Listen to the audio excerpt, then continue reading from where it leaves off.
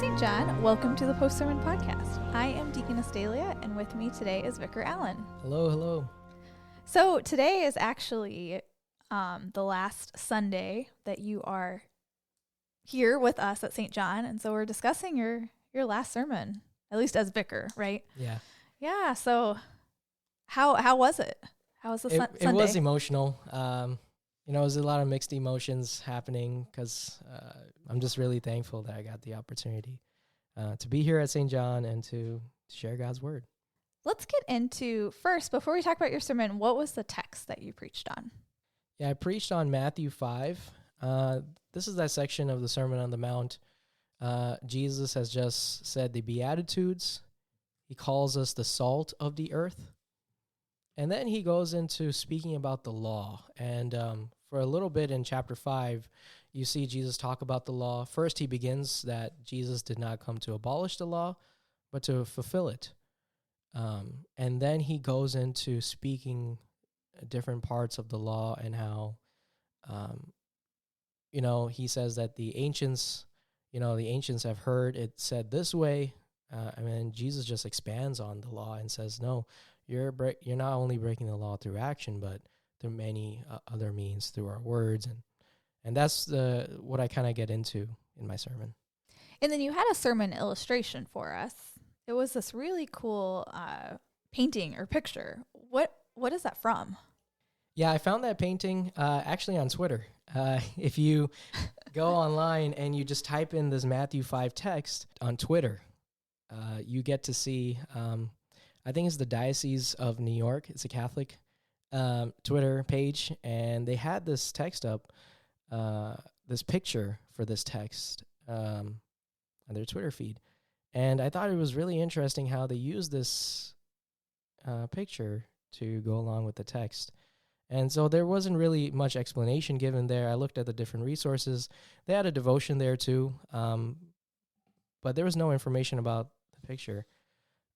So it became difficult to actually talk about what they were intending, but it also gave me the freedom to actually explore the text and, kind of present it the way the Spirit was leading me to present it. Okay. So yeah, you see this painting and you know it's related to Matthew 5. And so you then took your interpretation of what you saw, which I thought was really interesting because you have this man and has three different postures, right? So what then was your central teaching of the sermon? The central teaching was that we live our life today saying specific words, and these words have an impact on us. And so because of these words that have impact on us, we develop this darkness of anger that we say to ourselves, to others. And this even carries over to how we talk about God, how we talk to God. And so I tried to bring that out and say that no matter what words we say, our God's words are bigger. His words have a greater impact on us. And because we have the darkness of anger within us, God shines his light, his words that have an impact on us. And so God has called us out of the darkness of anger into the light, which he brings to us through his creation, through the words that he spoke to create light itself, and also the light of his word, the words that he said in his resurrection. So can you walk us through each posture of the man in the painting and then how it relates to this, these words that you mentioned that we speak? So the first posture is on the left side of the image. There's a man sitting on the floor in a fetal position. And what I got to explore in that is this is him kind of talking to himself, just mumbling words to himself. And we're not really sure what he's saying, but it seems as though from his posture, he's probably saying words that are affecting him negatively. Words such as, maybe you're not good enough, or what were you thinking? You made a fool out of yourself. Actually, the word fool comes from our text. And so I wanted to incorporate that we kind of do our self-talk. Whenever we're doing something, we're like, oh, wow, I could have done this different, or, oh, I'm not sure how this made me look. And so I just want to bring those conversations that we have in our heads into the painting and kind of show maybe this man is saying the same thing too. And because of that, it does have an impact on him, on how he views himself. Um, and this even carries over to how he speaks to others. And that brings me to the second posture, the man that's looking out the window, looking down at the world. Now, that man is, because that darkness of anger has developed, you're saying all these words to yourself. So now you're taking out those words of anger to others. And so I try to show that man that he's looking down at the world, saying all these angry words at people. And that's really affecting himself, but also others. And then finally, I come to the man on the right, and he's kneeling before God. And so it kind of shows this opposite, where he's doing all these things in the world, but in front of God, he's trying to show this piety, that I'm giving this thanks and praise to God, that God would not see all the things that I've done, that God would just accept it. But that's not how God works. God sees everything. And that kind of was a shift in my sermon, where I wanted to just go and dig a little bit deeper. And that's where I get into the text, where Jesus talks more about how we can be the ones to reconcile with our brother, to not be angry, to not use our words negatively, but instead share the words that Jesus has said, the words that do not be afraid. I am with you always to the end of the age. You are forgiven. And so to change our words of anger, the darkness of anger, into the light of his resurrection, the light of his resurrection words are, these words that sustain us and give us life.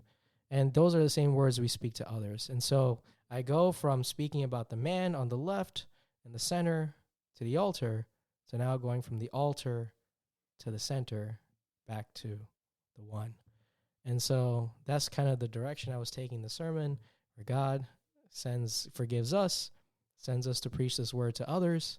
And it's an opportunity for us to even say those words of forgiveness to ourselves, to forgive ourselves, and to continue doing what God has called us to do.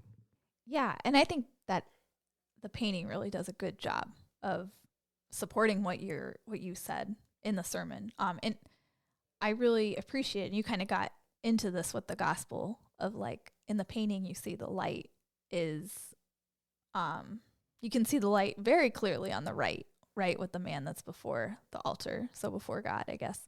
But then in the other two as well, when the man is out looking at the world, and then the man that's in the fetal position, there's still light that's coming on to him.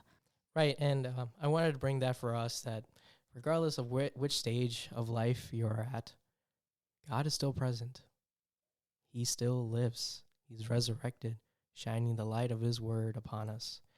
And so wherever we are, his light still remains. And he's the one that calls out to us and brings us out of those situations. So I just wanted to bring out the beauty of the painting, of showing this light. And it's true for us today. And something else in the sermon is you brought up the creed, right?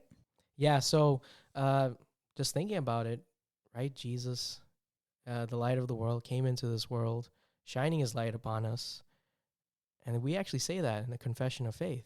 When we say the Nicene Creed, we actually say, God of God, light of light, very God of very God, being of one substance with the Father, by whom all things were made, and came for us and for our salvation. And so that is the story of how that light travels and carries over to us. And so I wanted to bring that out and just show the beauty that, yeah, this is what Christ has done. That's who he is. He shines light in the darkness of our world. He went to the cross in the darkness of this world so he can come back resurrected in full light.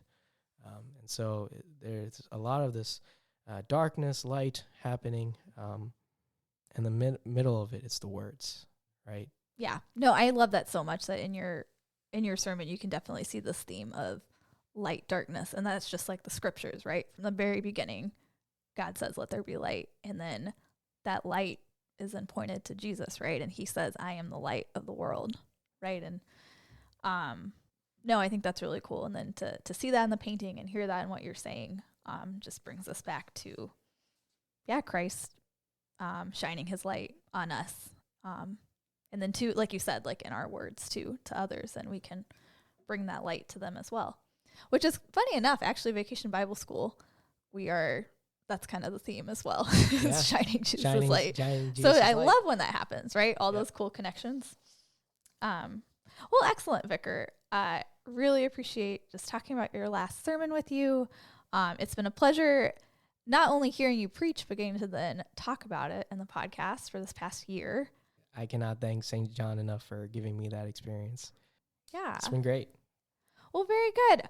Well, we definitely will be keeping you in our prayers, and it's been a pleasure having you here for a year, and just pray that this next year is a blessing to you as you get ready to go out and follow the call of God wherever he may send you.